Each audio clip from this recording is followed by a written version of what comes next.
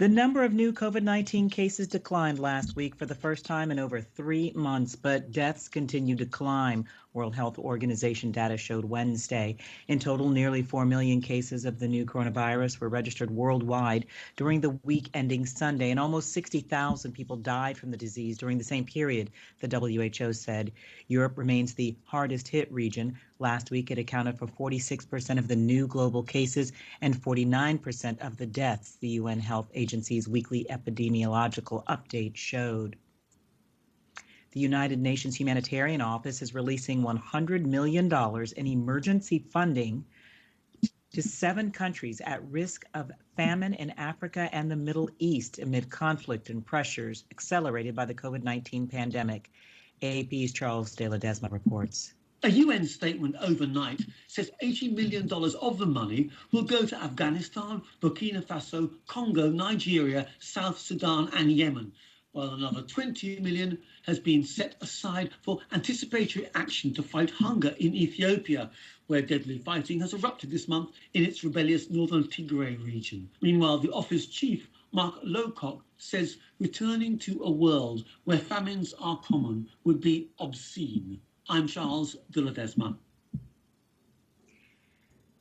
Portugal's government acknowledged Wednesday it's struggling to withstand a second wave of the coronavirus, preparing to extend infection control measures and a state of emergency for 2 more weeks.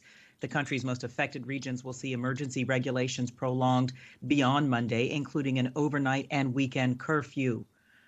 Parliament is expected to approve the extension Friday. Thousands of Thai protesters took to the streets of Bangkok Wednesday, despite the worst violence in months of demonstrations the day before, when police fired water cannon and tear gas. A Bangkok hospital said at least 55 people were hurt, 32 suffering from tear gas and 6 with gunshot wounds. The deputy prime minister told reporters the government was sorry people were hurt and wanted protests to remain peaceful.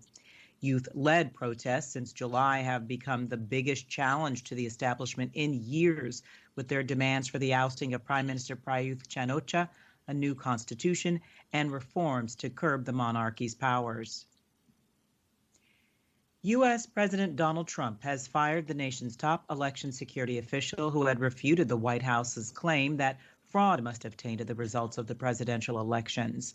One of the last acts that Christopher Krebs performed as the director of the Cybersecurity and Infrastructure Secure Agency was to tweet out a report citing dozens of election security experts that there was no credible evidence of any computer fraud in the 2020 election.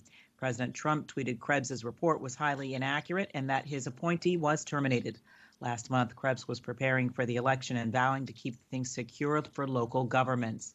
With his firing, Krebs tweeted, quote, "We did it right," end quote. The Biden campaign said Krebs should be commended for his service, not fired for telling the truth. Former Labour Party leader Jeremy Corbyn will not be restored as a Labour member of Parliament after he undermined efforts to tackle anti-Semitism. Britain's current Labour leader, Keir Starmer, said Wednesday. Corbyn was readmitted to the Labour Party Tuesday after being suspended following comments seemed to be downplaying a report critical of Labour's handling of anti-Semitism complaints under his leadership. However, Starmer refused to readmit him to the Parliamentary Labour Party, meaning he would not officially represent Labour in Parliament and would continue to be classed as an independent MP. The U.S. will slash troop levels in Afghanistan and Iraq to their lowest in nearly 20 years, the Pentagon said Tuesday, prompting security worries among allies and fear on Kabul's streets after President Donald Trump pledged to end conflicts abroad, rejecting concerns that precipitous drawdowns could give up security gains after years of fighting.